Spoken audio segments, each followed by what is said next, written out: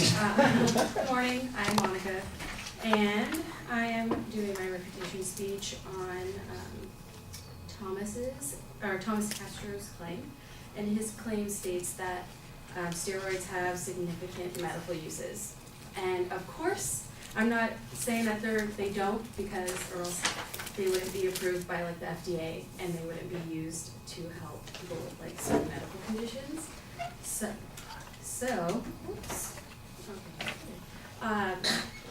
In Thomas's speech, he has a definition of what steroids are, and he didn't cite it whatsoever, so I don't know where he got it or if it's an actual definition.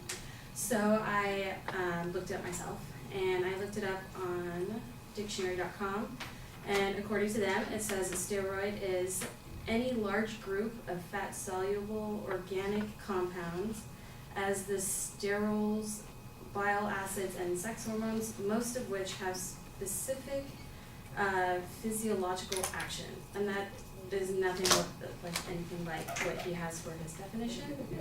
So I did that, and his speech was more informational and like just states facts. None of it was cited, and so his supporting secondary claims were: number one, 2 legal types of steroids are used in the medical field for medical use. Number 2, steroids assist patients with different medical conditions, and 3, steroids assist in cancer treatments. So for his first one, the 2 steroids that he talks about, they are legal, and they are or he just talks about like what they do, and they're for like medical, like for people who have medical conditions, and there's no citations of any of that information. So yeah, and then his second claim is that steroids assist patients with different medical conditions, and that is true. And he says that that users of anabolic steroids, they use anabolic steroids to help like rebuild muscles for people who have like surgeries, and that's pretty much all he said. So, and I actually looked it up, so he had no evidence to support like what he was talking about. So I looked it up, and I wanted to know what an anabolic steroid is because he didn't explain it.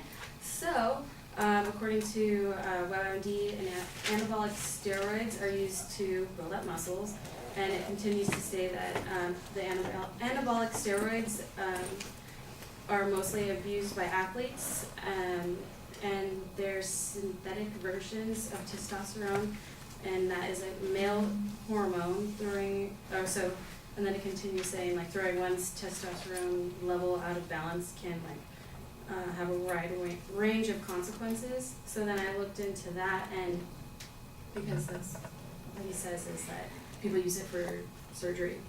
And so when I looked it up, it says mostly athletes use it. So I went into that, and it says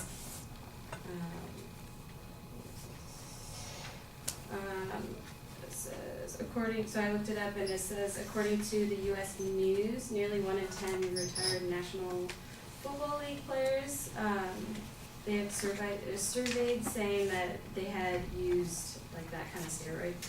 So, and then his third claim was that steroids assist in cancer treatment, and he just put information saying that like, oh, these steroids help people with cancer, and I didn't know really what to do about that, because it's just like saying like what kind of steroids they use, and of course they help people with cancer and help get rid of it. So I didn't really know what to do for that. Okay.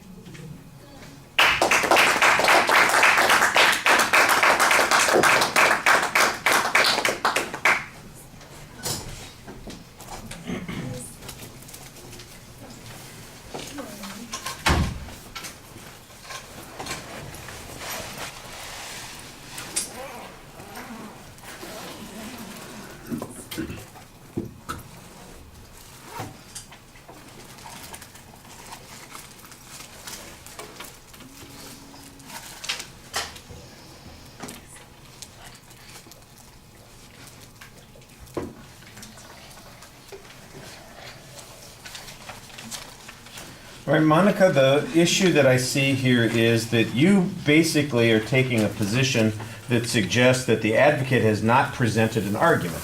That's the argument that you want to make. And so you want to give us a criteria by which we could judge whether or not there is an inference even being made here. Your position is that this is an informative speech on steroids. He has shared information that he has not documented well about steroids, but there is no dispute that steroids can be used in this particular way. So, what are the criteria of an argument? You can go back to the models that we talked about and say, according to Brock-Reedy, an argument has to have these component parts to it. That's what's lacking in his argument. He doesn't make an inference. He describes something that is true. Does anybody dispute that steroids can be used in medical applications? No. As a matter of fact, they are prescribed in a variety of ways. The official pharmacological digest of the American Pharmacology Society lists 20 different steroids that are available commercially over the counter with only the recommendation of a pharmacologist or something like that. Some information that shows that these are widely used and they are prescribed by doctors. They're available for people to use. And they have a whole variety of medical applications. And then say, so we know that they are used for this particular purpose. So he's lacking he's not making an inference past what we know to be true already. That's the first criteria by which there's an argument. There is not an opposing view on this. So there's another criteria that he violates, whether or not this is argumentative.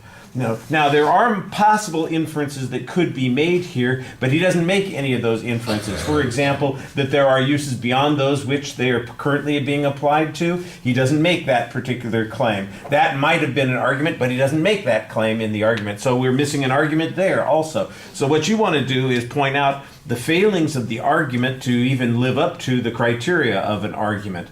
Because what your speech ends up doing is it basically just reviews what his statement was. Well, he made this claim and he presented this evidence, and he didn't present evidence on this, but the claim is this, and I looked up information, and yeah, that's true. So basically, yours is an echo of his speech. Basically just repeating the same points. You want to take a clear position on this, that he's failed to present something that even matches a claim. Now, I think you were perfectly legitimate in pointing out where there's an absence of evidence that says, well, there was no evidence to support these particular positions. I'm not going to dispute them because they're true, and in fact, there's plenty of evidence that shows that they are true, but the advocate didn't present any evidence on that particular point. The application on cancer, I don't know about that. Now, the one place that there might be some controversy on this issue is on the application by athletes to this, and whether or not it is fair, right, or appropriate for athletes to use this, that's a claim of value. He doesn't make that claim. Whether or not it is safe for them to use these, he doesn't address that issue, whether or not it's safe. I believe that there is some controversy about whether or not it is safe, and I'd be perfectly willing to make an argument that says that they are extremely unsafe for athletes to use for these purposes, and then maybe develop a little bit of an argument there so that we know that there is some conflict. Otherwise, there's not really much conflict there, and all you've done is kind of review what we already heard. All right, thank you.